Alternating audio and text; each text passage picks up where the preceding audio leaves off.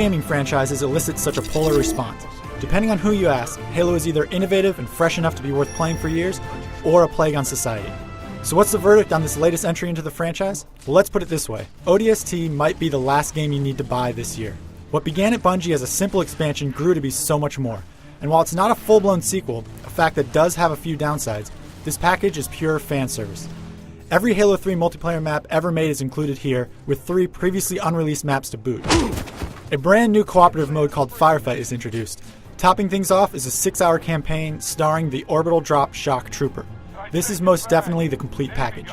ODST tosses out the traditional Halo formula of a massive adventure that follows Master Chief as he gallivants around the galaxy saving the day. Instead, it puts you in the shoes of a weaker type of soldier and focuses the storytelling to great effect.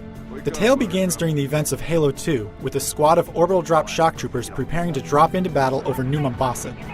While burning in, a Covenant cruiser enters Slipstream, and the result is total chaos. As the rookie, you awake from consciousness 6 hours later. You're alone, and the Covenant is still looking for stragglers. I remember not getting an answer. Say again, Buck. You're breaking up. I said stay put! To survive, you'll have to find your squad mates, and fast. The city is open and winding and uninviting, but you're not alone. An AI construct called the Superintendent offers help to those that keep their eyes and ears open. This mechanic isn't totally obvious at first, but you'll soon come to see the Superintendent as a wonderful ally and a hilarious supporting character. ODST plays out a bit like a murder mystery. As you explore the dark streets of New Mombasa, you'll find remnants of the fights your friends endured. And things do not look good. The sense of loneliness is palpable, and the wonderful soundtrack does a great job adding to the tension. Each time you find a clue to the whereabouts of your squad mates, the story flashes back to let you play through their events. While the night sections feature punctuated loneliness, the daytime is all about action. Massive battles with the Covenant play out, exciting set pieces are introduced and then destroyed. The contrast between day and night is striking. This jarring difference between the two sections of the campaign is helped out a great deal by ODST's art style. Though the game is built on the same engine as Halo 3, the art team flexed its muscles and managed to create the best looking Halo game to date. It's atmospheric, the horizons look fantastic, and the entire setting feels much more human than the bright purples and grays that have dominated Halo's color palette for so long. No live flash. Reinforced. Cover me, reloading!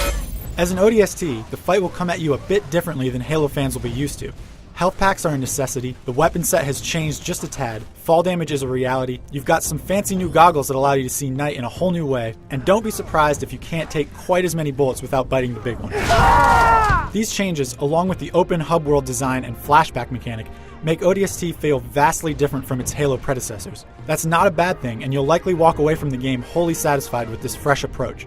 It isn't just the storytelling that is more focused. The level design is tighter, you won't find yourself getting lost like you could in past Halo games, and the hub city of New Mombasa ties the game together in a way that no simple series of levels ever could hope to. You're not Master Chief the solitary hero.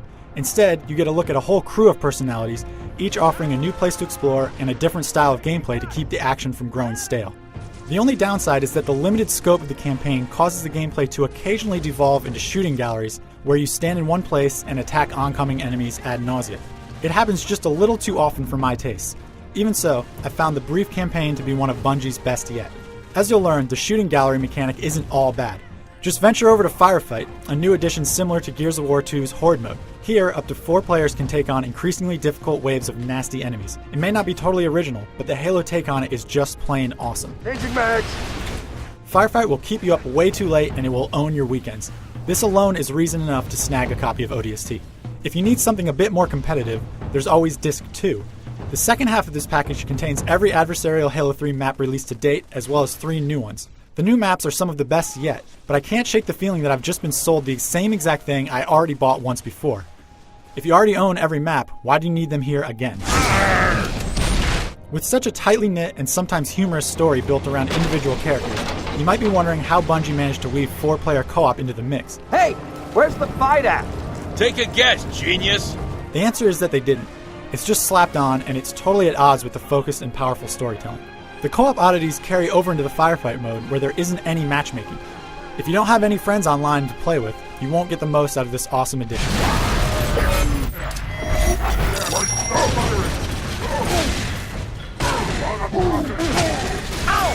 Halo 3 ODST's biggest problem might be one of identity. It's not a full sequel, but it carries the price tag of one. Many simply view it as an overpriced expansion.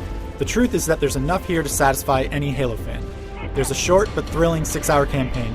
Firefight is the new definition of awesome, and as the hundreds of thousands of people still playing Halo 3 can attest to, that second disc full of maps offers quite a lot of gameplay. A bit more could have been done to bring the co-op matchmaking up to speed, but that doesn't stop ODST from being a must-have for any Halo fan.